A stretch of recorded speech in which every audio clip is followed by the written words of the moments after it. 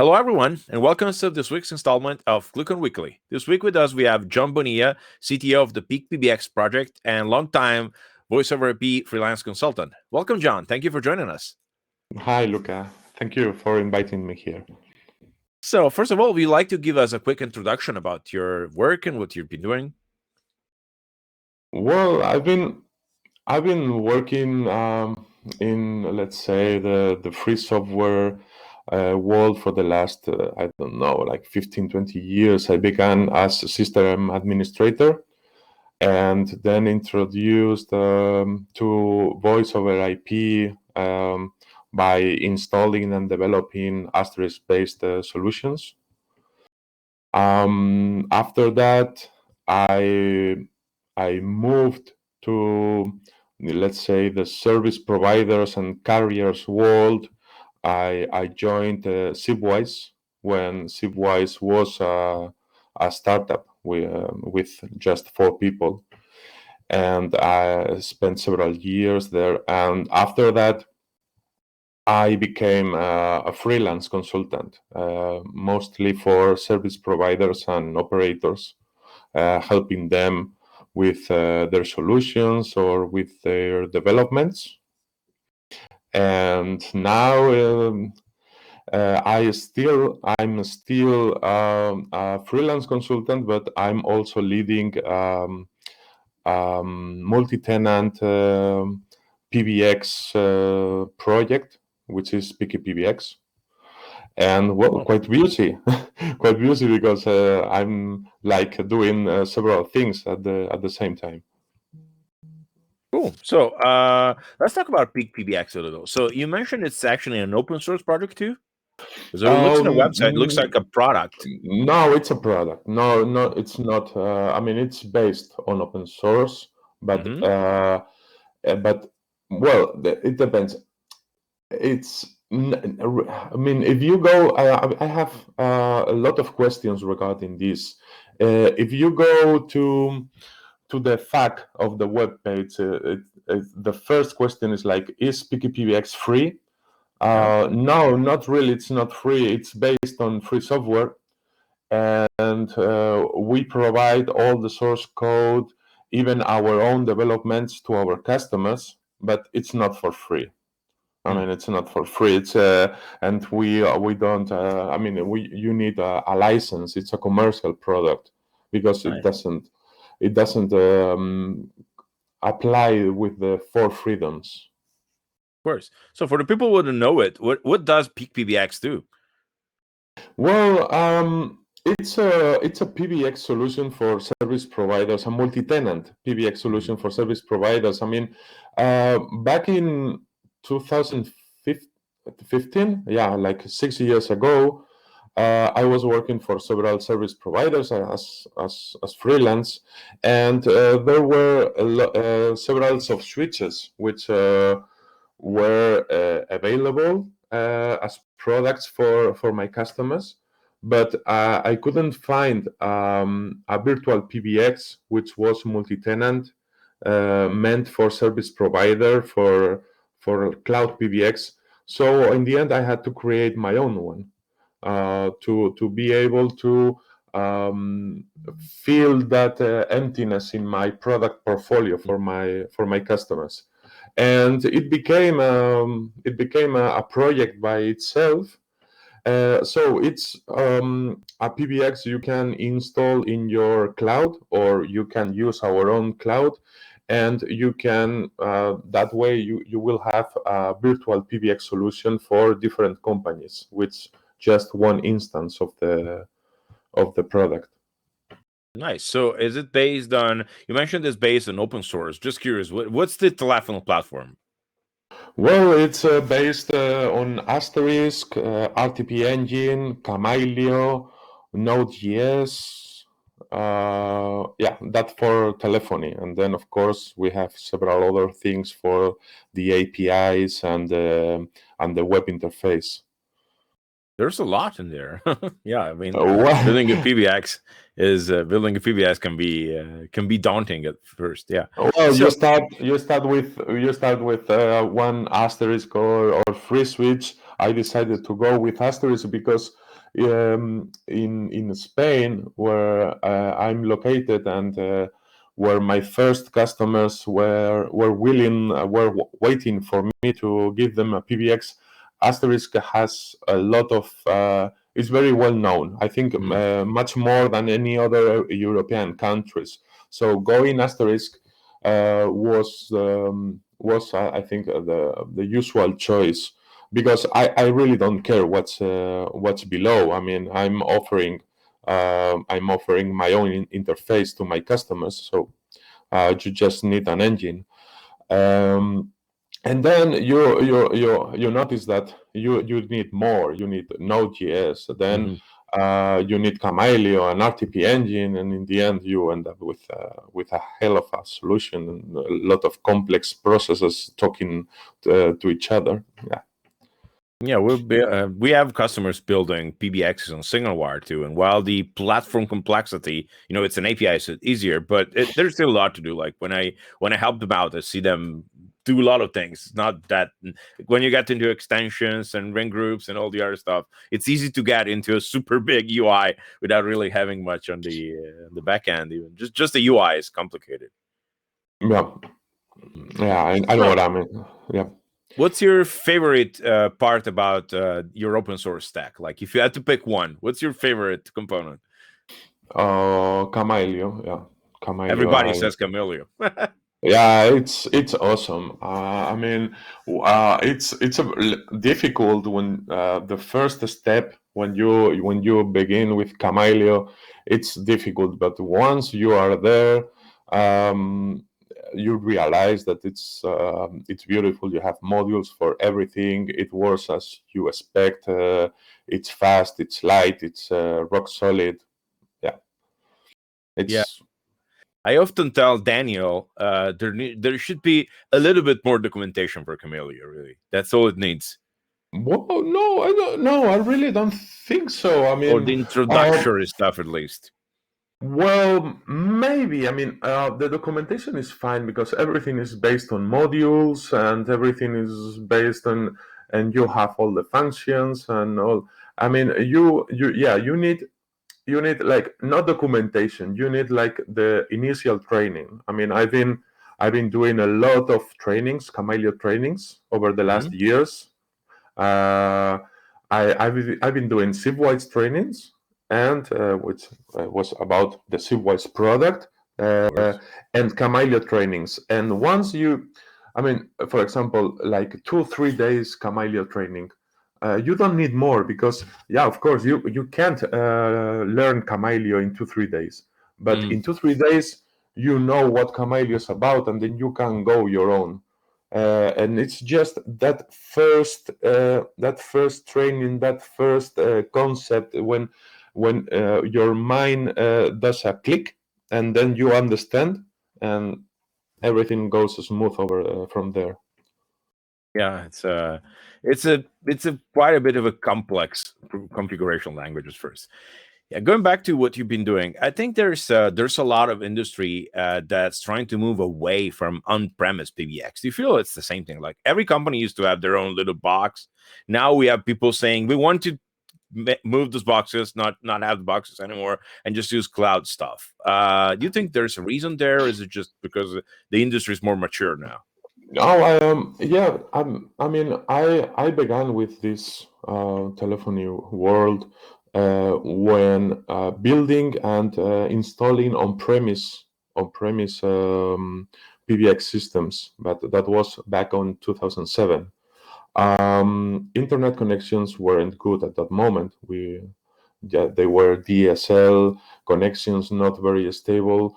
So you needed to put your PBX in your company and connect to ISDN, and maybe some companies begin using SIP trunks for PSTN access, but only for outgoing because it wasn't stable enough for incoming calls. You don't want to have to miss incoming calls. You don't care if outgoing doesn't work. You can just use another path.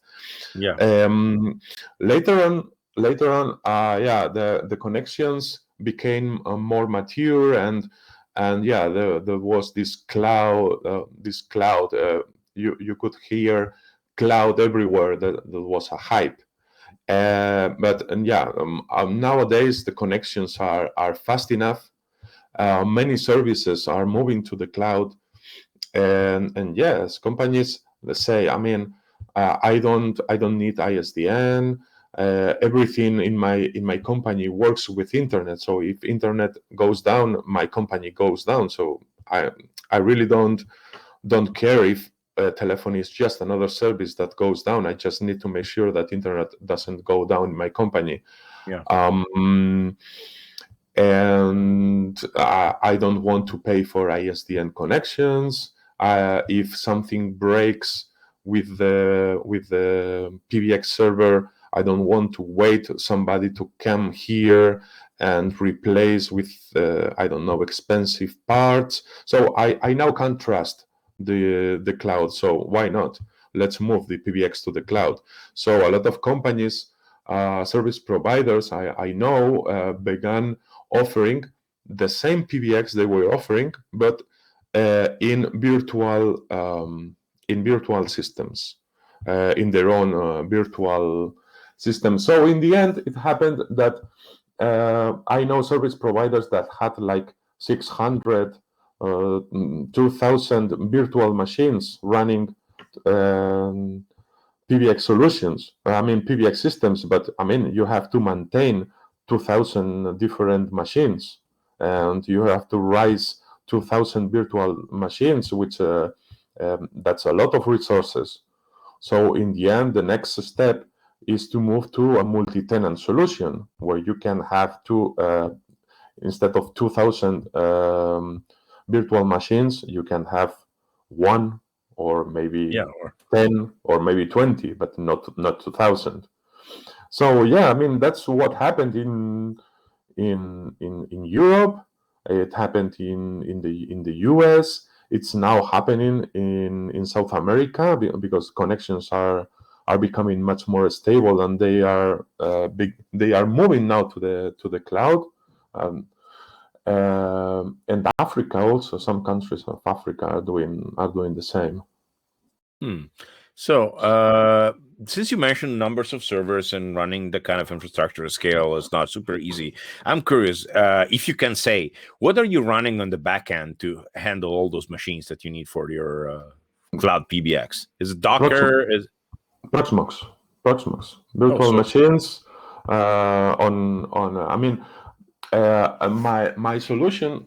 I have a cloud for my customers, but many of my customers have their own clouds, so they run their own machines. We don't force people to use our cloud, and for our cloud we use Proxmox, and we raise virtual machines. But of course, each virtual machine can handle like hundreds or thousands of companies at the same time. So it's not that many. You don't have to maintain that many systems. So no Docker. No Docker, because but not for. Because this was created back in 2015. 6 years ago. It seems like nothing, but in technology-wise, 6 years ago was like the dinosaurs were running over there. For example, if nowadays I had to redesign, redeploy, redevelop my solution, yeah, I would use Docker, and maybe I will use the REST interface of Asterisk, but it wasn't mature at that time.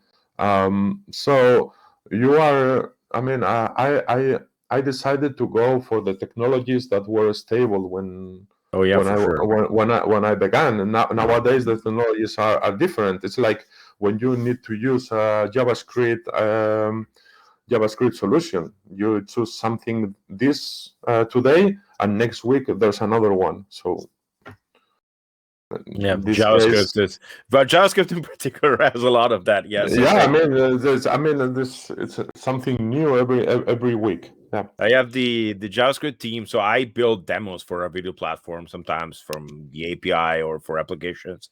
And every time I build something, someone from the JavaScript teams comes to me and says, "Hey, you're doing it wrong. That's how you did it last week. Now instead of using this other thing." And Yeah, sure.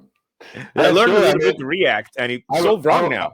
yeah, I would try to develop something similar to what you have now. I mean, something APA based and going Docker and all the stuff. But I'm just an old system administrator and use the technologies that I had.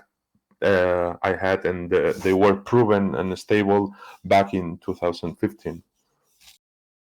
Yeah, there's a lot that has changed. So, what's the hardest thing you have encountered when building your PBX platform? Out of curiosity, what is the most difficult thing? Asterisk CDR. It's a Oh, crap. really? Asterisk CDR is crap. It's Oh, broken. It always has been broken. I mean, it never worked. I mean, you don't have consistent results. The results you get can be trusted, and as I work for service providers, it's not that bad because the CDRs in our PBX system are for statistics and things like that. But all the service providers know that they have to bill using their soft switch solutions. So it's fine. I mean, but if you had to bill based on any asterisk based solution, you are doing wrong. I mean, mm, the asterisk CDR can be trusted anyway. I mean, I've been working trying to do proper mark of the calls, post processing the CDRs to get a better information. But it's a pain in the ass because I mean, if you begin with wrong info, you never can do it right. You just can do it less wrong. for sure. So, as for CDR, when asking something like how what's with the hardest thing building your PBX platform, one would expect, I don't know, the WebRTC part, or maybe handling a lot of SIP registrations, or that kind of technical stuff, which generally ends up being the No. problem. No, it's the CDR. That's quite Yes. interesting. Yeah, I mean something that you give for granted. Every solution, every PBX solution has to do calling, basic calling, and have a CDR. Yeah, but So it's broken. that is supposed to work, yeah, for sure. Yeah, WebRTC, for example, was pretty simple because um, we have GS SIP, the library, which is Mhm. done by my friends, Jose and Iñaki. We have the WebRTC supporting Kamailio. It just works. You don't need to care about So that. you're not using the Asterisk WebRTC, you're using Kamailio. Kamailio, of course. I'm using Kamailio, and Kamailio converts to legacy SIP to Asterisk. Asterisk just sees legacy SIP extension. Cool. That's I was at the beginning. I was tempted. I was thinking about using Janus as mhm. WebRTC gateway, but in the end, as I had Kamailio in the platform, I said why not? And it wasn't as difficult as I expected. It just worked. Cool. So, what else? So you've been a Sipwise for a while, and I think you've encountered your share of weird things. So, can you give us some worst stories from the from the time? And Sipwise has very large customers, so I'm curious about what the if there was anything weird that you've seen, anything strange. Well, no, it was not that much really. I mean, when I began, I spent 5 years in Sipwise. When I began, we were just the three people who founded it, and one worker, which was Richard Fuchs, which is still in Sipwise and is the developer of RTP Engine, a genius, and me. And we didn't have like I think we had only two customers when I began. but they were big. Yeah, and I came from deploying Asterisk servers to small companies, and then I interact for the first time with big companies, and it was quite frustrating for me because things were very slow with big companies. Everything need to be in mails with copy to 10 people, 15 people, 20 people, just to get your back covered in case something went wrong.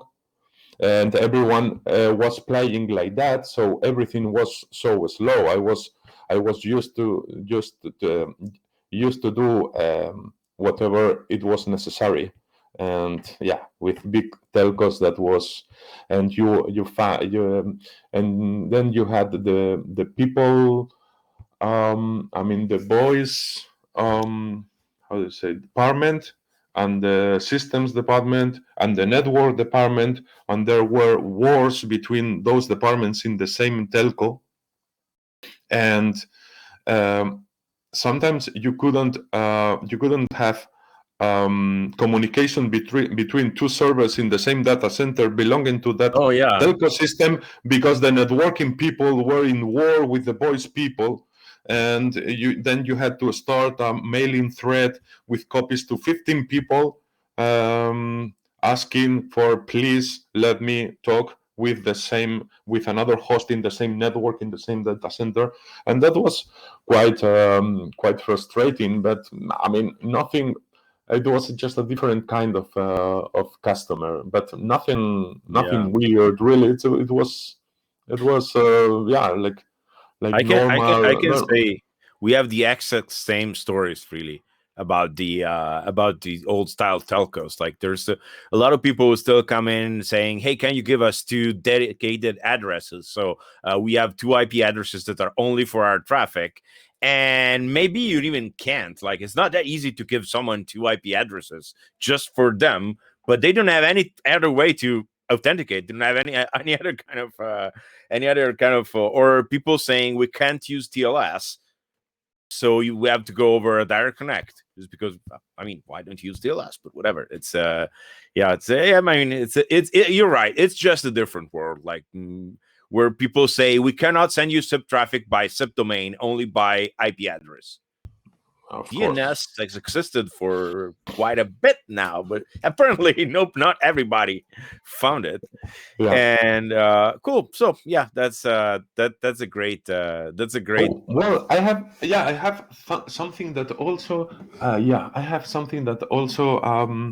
happened during my first year. So it was quite surprising for me. We were opting for a project with a big telco in, I don't remember the country. It was Europe. I don't remember the country. And we were offering our Sipwise carrier solution when even SIP provider that didn't exist. We only had SIP carrier back then. And I think our offer was like 350,000 euros, something like that. Yeah, 350. And Siemens was offering over 1 million.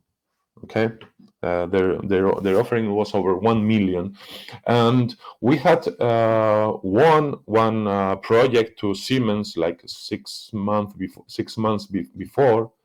So what Siemens did at that moment was lowering their offer from more than 1 million to 300. Of course, we lost the project. Who would buy Sipwise for the same price as Siemens? Maybe nowadays, but back then it was impossible. So we lost, and that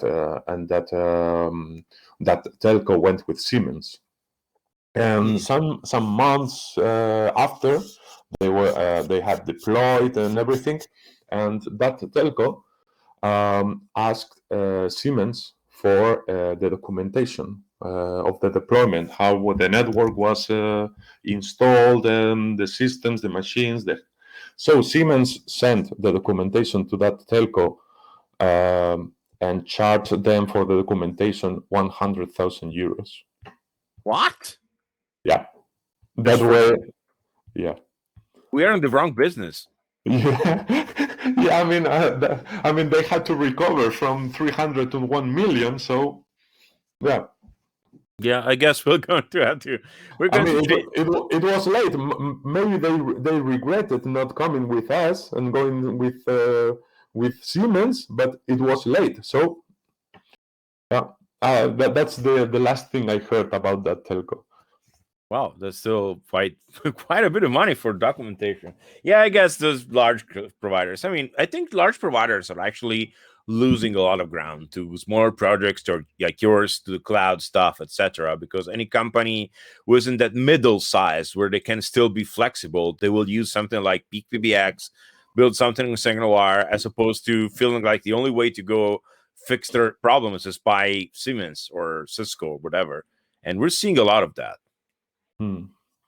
Yeah, I mean, it's happening not only in solutions, in everything. For example, here in Spain, I mean, and every other country, but let's say in Spain, you have three big telcos, okay, which have like Vodafone, Orange, and Telefónica, Movistar, and they start losing customers because the small ones move, have better, I don't know, they move, they do offering, they go place by place. I mean, they are more attractive, whatever. And the other ones are expensive, are not flexible, whatever.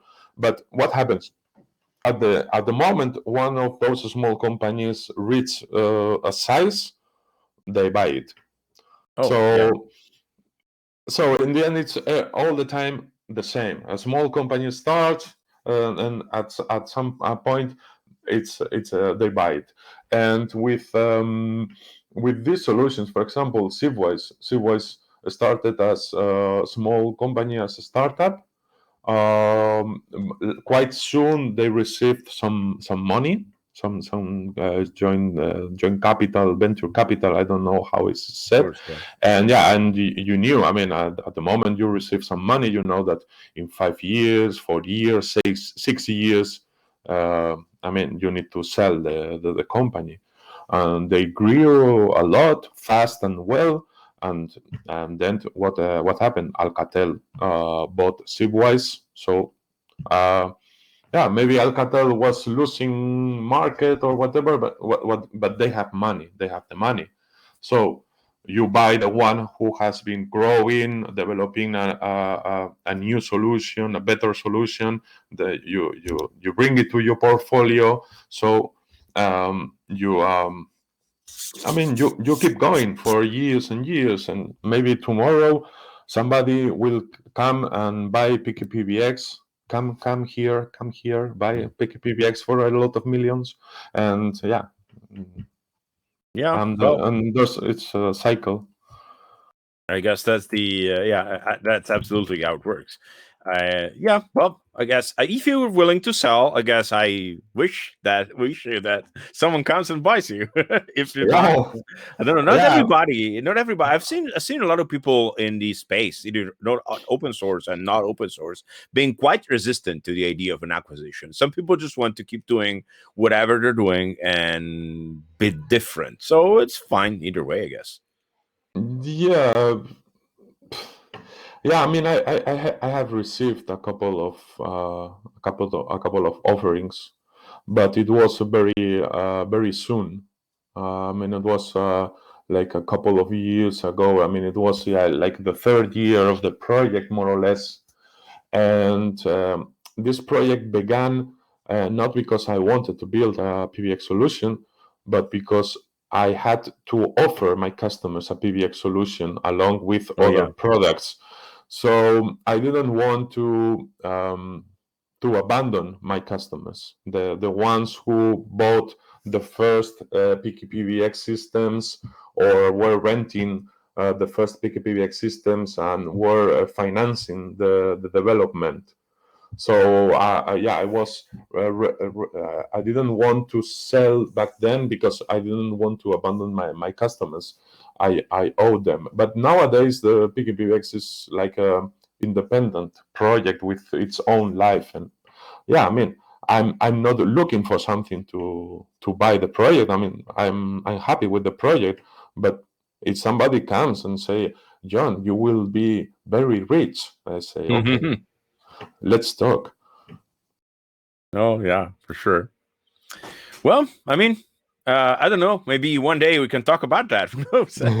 We're still started, so single wire would take a lot. Where it's still a long way before we acquire companies, but it's who knows? Who knows? Or Okay. maybe you will acquire signal wire. Who knows? Yeah, why not? I mean, I like the API approach, and yeah, why not? I just need to grow like 1,000 times on our current size, but yeah, why not? Yeah, who knows? Yeah, what's your before we go? What's your take on API platforms like SignalWire? Do you think it's a competition or you think it's just different? I think it's different. Before you, Yeah, me too. Uh, I mean, we are like I've been saying like I'm in the VoIP world for a lot of years, but I'm really haven't been in the VoIP world, voice over IP. I have been in the PoIP world, PSTN over IP, because I've been oh, building legacy systems with modern technologies. I mean, my product is the PBX as always. I mean, yeah, we have WebRTC, we have calendars, we have I don't know, chat, we have video conferencing, whatever. But it's a PBX. It's not a development platform where you can build your own product. It's a product, already a product, and what you offer is the capability to for everyone to build the product as they want to, and build it in their own ecosystem. It's the difference when a system administrator, an old system administrator, begins a project, and when a developer begins a project. A developer thinks in code and APIs and things. A system administrator thinks about systems. And I built a PBX system. You know what I mean? yeah, definitely. Yeah, I mean, I am absolutely agree. It's so different, and I mean, there's product based on even the API providers that have a PBX product. It's not really a PBX. It's always something you can build on for your own, not something that's ready made, because PBXs are just a different market. Well, I mean, I think that was a great chat. And finding out about PekePBX actually was quite interesting to me because I had never heard about a project. Even being in Europe, I'm from Italy. If you can't tell by the accent, and Yeah, you have Mirta, for example, there, which is yeah, quite well known. I mean, it has been over there for a lot of time. And yeah, we at PKPBX haven't been in events, or we don't spend anything in sales or marketing because we have been our customers were our consultancy customers. oh, Now we nice. are now we are spreading, but at the beginning we already had the customers, and now we are spreading over the world with some agreements. For example, people from Isabel, which was which was Elastic's PBX before, and now is Yeah. Isabel PBX. I mean, they were friends since since long time ago, and they didn't have a multi-tenant solution. So they are offering Isabel multi-tenant, which is PKPBX with their own brand, but it's our product. Did Elastics become? I don't remember. Did Elastics become Sangoma. Isabel? Yeah, I mean, I'll tell you what happened. Yeah, Um, there's a story it's there, but yeah, Elastics was Palo Santo, a company in Ecuador. Okay. Hmm? And they were they had their open solution, which was Elastics, and they started having legal issues with Sangoma. And in the end, 3PBX, 3PX, no, how do you say it? 3PX, 3, how do you say it in English? 3PX, 3CX, how is called Yeah, that? 3CX. Yeah, Yeah, 3CX. 3CX. Bought I don't know, Palo Santo, or bought Elastics, but it was a surprise. I mean, they didn't tell anybody about that. Okay, it was, and the day we noticed that the forums were down, the web interface was down, the repositories were down, everything. And Elastics was pointing to 3CX, and the business customers of Elastics were being offered free 3CX licenses. I mean, it was a takeover, a surprise, and Elastics was strong because it had a lot of channel in different countries, representatives. So those people were left behind, and it was a treason, traición. And those people had invested a lot of years developing the trademark of Elastics. So what they did was they decided, almost all of them, not all of them, but almost all of them, they decided to create Isabel as a fork of Elastics, Yeah, because I the think. code was, I mean, the code base and everything was free, but and yeah, they are friends, and they continue developing, and they are doing a great job, because I mean, I think they are doing a better development solution, I mean, development process that Elastics was doing, but they didn't have a multi-tenant solution. So I told them, hey, sell my solution with Isabel multi-tenant name. I mean, with that brand, we use our name, we use my product, everything. I mean, everybody wins. Yeah. And I have a couple of agreements. I mean, PekePBX is being sold with other names around the world, not only as PekePBX. And yeah, we are spreading. We are happy. Something I was wondering is that it would be possible to port something like PekePBX to an API like SignalWire. Probably, but it will be a lot of work, I think. Yeah. Yeah, I mean, we have API for interacting with the PBX, but it's mostly for provisioning, not for building not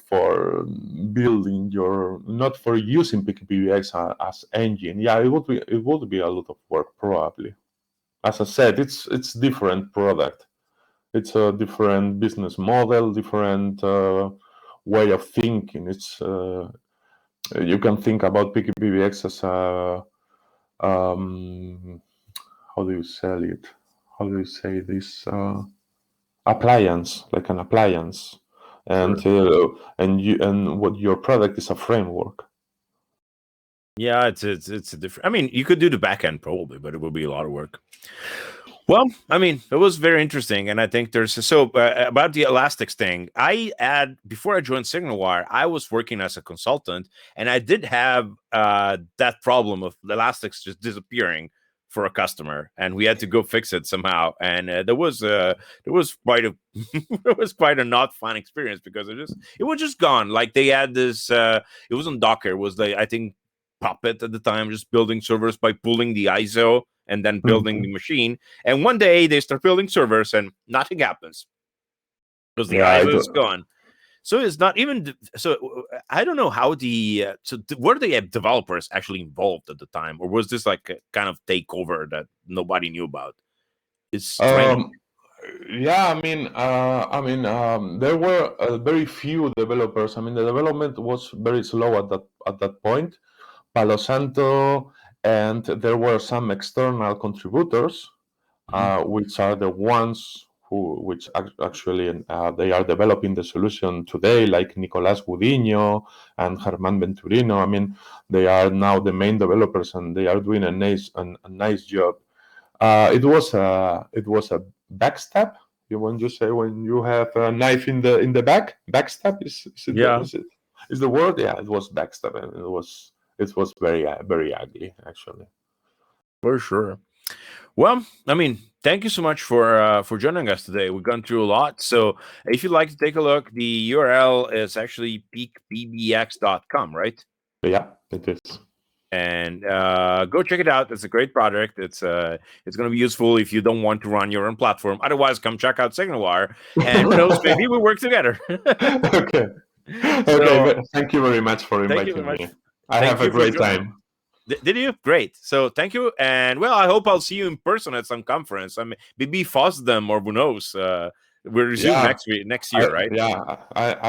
I want to. Sometime my children will let me go to a conference. It's very hard with small children to go anywhere nowadays. But yeah, I will try do my best. Perfect. Okay. So thank you very much for joining us today, Jon Bonilla from the PekePBX project and VoIP Consultant. Thank you so much. Thank you. Bye, Luca. Bye. Bye bye.